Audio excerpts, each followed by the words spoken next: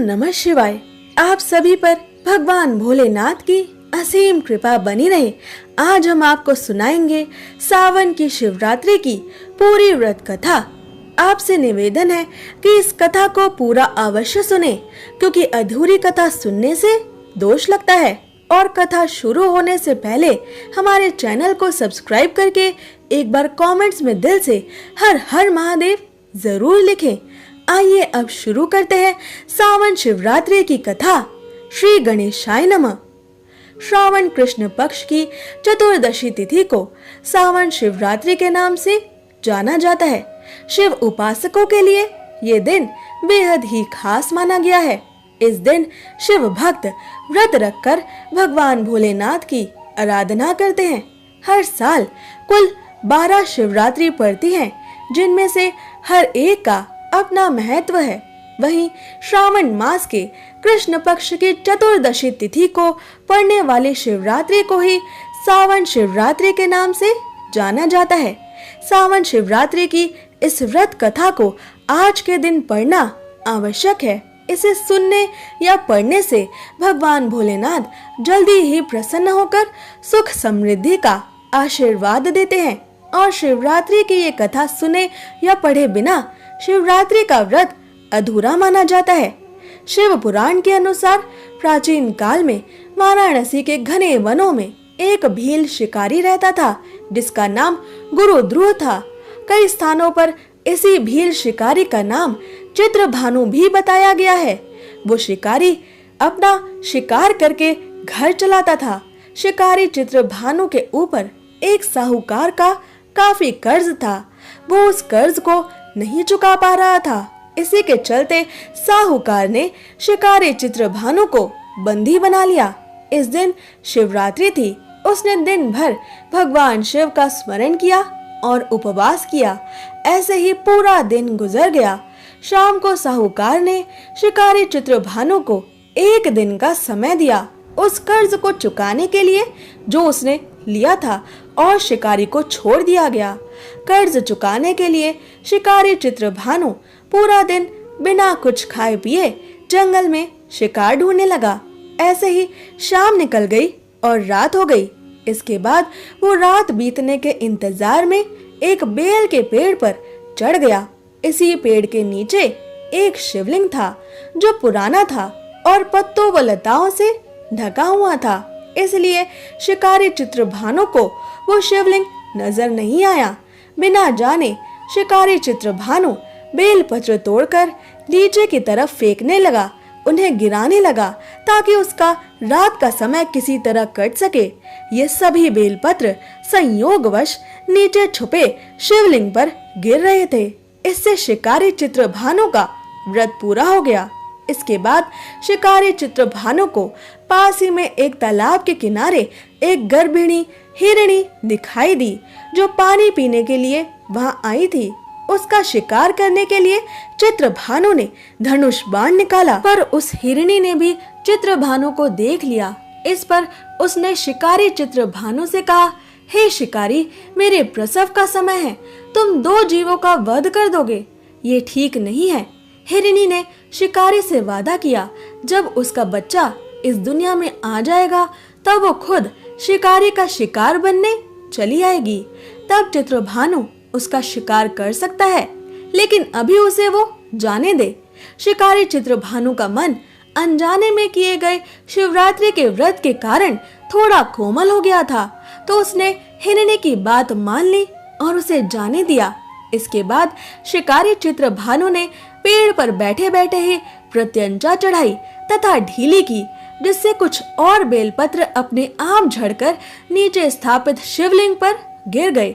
ऐसे में चित्रभानु शिकारी से अनजाने में भगवान शिव की प्रथम पहर की पूजा भी हो गई। कुछ और समय बीता। शिकारी चित्रभानु को एक और हिरणी दिखी, जो वहां से जा रही थी। उसे देखकर शिकारी बहुत खुश हुआ और शिकार करने के लिए तैयार हो गया। तभी हिरणी ने उससे निवेदन किया कि वो कुछ ही देर पहले ऋतु चक्र यानी मासिक धर्म से निवृत्त हुई है। उस हिरणी ने शिकारी चित्रभानु से आदर पूर्वक निवेदन किया कि मैं अपने प्रिय पति को ढूंढ रही हूँ। मैं एक कामातुर विरहिणी हूँ। जैसे ही मुझे मेरे पति मिल जाएंगे मैं वापस आ जाऊंगी। ये सुनकर शिकारी चित्रभानु ने उसे भी वहां से जाने दिया, लेकिन वो बेहद चिंतित था। रात का आखिरी पहर बीतने ही वाला था। इस बार भी चित्रभानु से बेलपत्र टूटकर शिवलिंग पर गिर गए। इससे उसकी शिवरात्रि की दूसरे पहर की पूजा भी संपन्न हो गई। इसके बाद शिकारी चित्रभानु को एक और हिरणी दिखी। वो भी वहीं से जा रही थी। उसने उस हिरणी के शिकार का भी निर्णय लिया, पर उस हिरणी ने शिकारी से कहा कि मेरे बच्चे मेरे साथ हैं। मैं इन बच्चों को इनके पिता के पास छोड़कर आपके पास वापस आती हूँ। इस समय आप मुझे जाने दें। शिकारी चित्रभानु ने कहा कि वो इससे पहले भी 2 हिरनियों को छोड़कर देख चुका है। उसके हाथ कुछ नहीं लगा। कोई भी हिरनी वापस लौटकर नहीं आई, इसलिए वो इस बार इस हिरनी को बिल्कुल नहीं छोड़ेगा। इस पर हिरनी ने कहा, आप मेरा विश्वास करें, मैं लौटने की प्रतिज्ञा लेती हूँ। तो शिकारी चित्रभानु ने उसे भी वहां से जाने दिया। भगवान शिव की कृपा से चित्रभानु के हाथ से फिर से कुछ बेलपत्र टूटकर नीचे स्थापित शिवलिंग पर गिरे और शिकारी चित्रभानु की शिवरात्रि के तीसरे पहर की पूजा भी अनजाने में संपन्न हो गई। अब शिकारी की शिवरात्रि की पूजा हो चुकी थी और सुबह भी हो चुकी थी, यानी उसका व्रत उपवास अब पूरा माना गया था। अब शिकारी चित्रभानु को एक बड़ा सा हिरण उसकी ओर आता दिखाई दिया, तो उसने निश्चय कर लिया कि वो उस हिरण का शिकार तो अवश्य ही करेगा। तो चित्रभानु ने अपने धनुष की प्रत्यंचा चढ़ा ली। इस पर हिरण ने शिकारी चित्रभानु से कहा, हे शिकारी, अगर उससे पहले आई गई 3 हिरनियों और उनके बच्चों का शिकार आप कर चुके हैं, तो ही आप मेरा भी शिकार कर लें, जिससे मुझे अपने परिवार के वियोग में जीवन भर दुखी ना होना पड़े। लेकिन अगर हे शिकारी चित्रभानु, आपने उन सभी को जीवन दान दिया है, तो मुझे भी छोड़ दें। मैं उन सभी से एक बार मिल लूं, फिर मैं खुद आपके समक्ष आपका शिकार बनने के लिए प्रस्तुत हो जाऊंगा। ये सुनकर शिकारी चित्रभानु ने उस हिरण को रात भर का सारा घटनाक्रम बताया। तब हिरण ने कहा कि वो तीनों हिरनियां उसी की पत्नियां हैं। हिरण ने शिकारी से कहा कि जिस तरह से तीनों हिरनियां प्रतिज्ञाबद्ध होकर यहाँ से गई हैं, अगर अब उस हिरण का अंत हो जाता है तो वो तीनों हिरनियां भी अपने धर्म का पालन नहीं कर पाएंगी और एक साथ उनका पूरा परिवार प्राण त्याग देगा। हिरण ने कहा कि जिस तरह उस शिकारी ने विश्वास करके उन 3 हिरनियों को जाने दिया, उसी तरह से अब उसे भी जाने दे। वो जल्दी ही अपने पूरे हिरण परिवार के साथ शिकारी चित्रभानु के सामने प्रस्तुत हो जाएगा। शिकारी चित्रभानु जिसका चाहे उसका शिकार कर सकते हैं। चित्रभानु ने उस हिरण पर भी विश्वास कर लिया और उसे जाने दिया। उसका मन अब शिवरात्रि व्रत की कृपा से निर्मल हो चुका था, क्योंकि वो अपना शिवरात्रि का व्रत पूरा जो कर चुका था, उसके अंदर भक्ति की भावना जागृत हो चुकी थी। कुछ ही समय बाद वो पूरा हिरण परिवार यानी 3 पत्नियां, सभी बच्चे और वो बड़ा हिरण सभी एक साथ शिकारी चित्रभानु के सामने उपस्थित हो गए।